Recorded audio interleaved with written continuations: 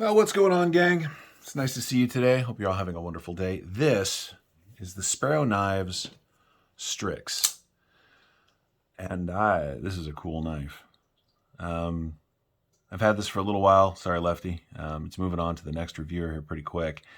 But I just wanted to give you guys a look at it. It's an interesting design. It's really well sorted. It's good looking too. So let's take a look at what you get. You get an M390 blade that is just a really interesting and sort of unique shape. It is mildly hollow, which is very nice. So it's very, very slicey. It's got this excellent sort of sheep's foot design, and yet, because of this nice long edge, it gives us a relatively nice tip. You can do a little poking with it if you needed to, but it's not really a stabbing tool. It's got this great spot for your thumb to land right here for heavy-duty push cuts. It's got a nice flat across the top if you're doing draw cuts. Full-tie backspacer. Frame lock, as you can see, and we're locked up at about 20%. It does have a steel lock bar insert. It is running on ceramic bearings. There is some milling on the inside of the knife. Not a ton, but enough to make a difference in the way it feels in hand. It's a relatively big knife. We are coming in from tip to tail at a little over 8 inches overall. Blade length is just shy of 3 1/4 of cutting on about 3.5 inches overall.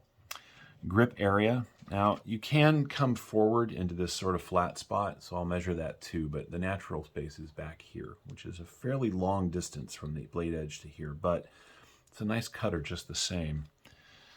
So the grip area from here, you were looking all the way back to here, is 1, 2, 3.5. But if you add in this sort of flat, we'll come to this line. You're talking about 1, 2, 3, 4.5 inches, right? So if you come all the way up here, there's just a ton of handle to move around on. It's got this great milling across the top. The carbon fiber is inlaid perfectly on this side. The milling line goes all the way back and over through. On this side, it comes all the way back this way. It's got a really nice pocket clip, plenty of spring, good ramp. It's not, disappear deep carry, but it's not a ton of knife hanging out either.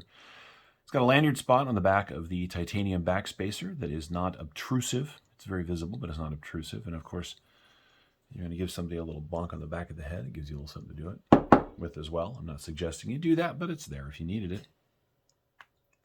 Women Carry Knives is laughing at me. Deployment is either by way of the hole, which works really well, and it's long enough that depending on the size of your hand, you can move up and down as you need to, or it's a front flipper, which works also. I'm not a huge front flipper guy, but when they work, they work. And this one absolutely does. You can also slow deploy it, which is really nice. Right? Some of the front flippers that don't have a hole in the blade, you kind of don't have a choice. This does give you multiple options for deployment, which is very cool. Everything looks like T8. Right, all the way around. You got one extra screw here holding the carbon fiber inlay down into place. The rest of the 2 body screws back here, which go all the way through, as you can see. It's got a nice, simple pivot. It's just a nice knife. Oop. It's different, not in a bad way. It's interesting looking. It's a well-sorted design. I really like it. Right, closed length, you gotta count this, right? So it steps back a little bit. It's 1, 2, 3, 4, almost 5 full inches, but in the pocket. Now it's a relatively tall blade up here, right? So you're looking at 1.5 inches at its thickest. It's at the top of the pocket, right? So this is up against the seam. This is hanging down. If you got stuff in your pocket, there's nothing really to bang onto, but this, if you got stuff that gets below it, you will run into some stuff there, but it's chamfered. That's cool. These run about $345. I'll put a link to the website in the description if you want to take a look. I don't know if these are pre-order at this point.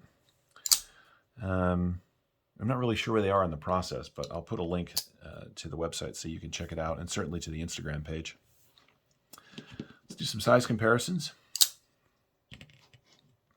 Go ahead and set that up there. Here it is against the PM2. As you can see, the PM2 is a little bit longer, but not much.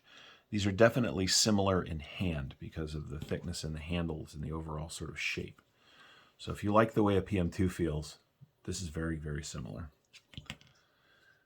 What else do we have on the table that's interesting? Here's against the full-size grip. It's a little bit bigger than a full-size grip. Actually, I take that back. They are basically the same size. And here it is against, I mean, if we're into the $300-400 range, here it is against a Sebenza 31, which is definitively a little bit longer, but not much. And a lot, you know, a couple $100 more expensive. This is $350. These are $550. So, yeah, I like stuff like this. It's not. I mean, it probably isn't going to be for everybody because of the styling, but I dig it. I love that they put a hollow grind on it because it makes it very slicey. This has been through a ton of reviewers' hands at this point, and it is still in really good shape, which speaks well of the overall design and build. I think it's cool, and I think you will too. That's where we're going to go ahead and wrap this up. This is the Sparrow Knives Strix, a very cool knife that is either on its way to or currently on the market. Like I said, there'll be more info on that in the description. If you're interested, follow the link and see what you can find. I hope stuff like this keeps happening because it's just cool. It's got that, what do they call that? The raindrop carbon fiber. Yep. Strix is a cool knife. It's not the first knife called Strix, by the way, but that's a whole other story. This one's much nicer than the original, than the first one I had that was called a Strix, and that one doesn't seem to exist anymore, so here we are. On that note, thanks for watching. We'll see you next time.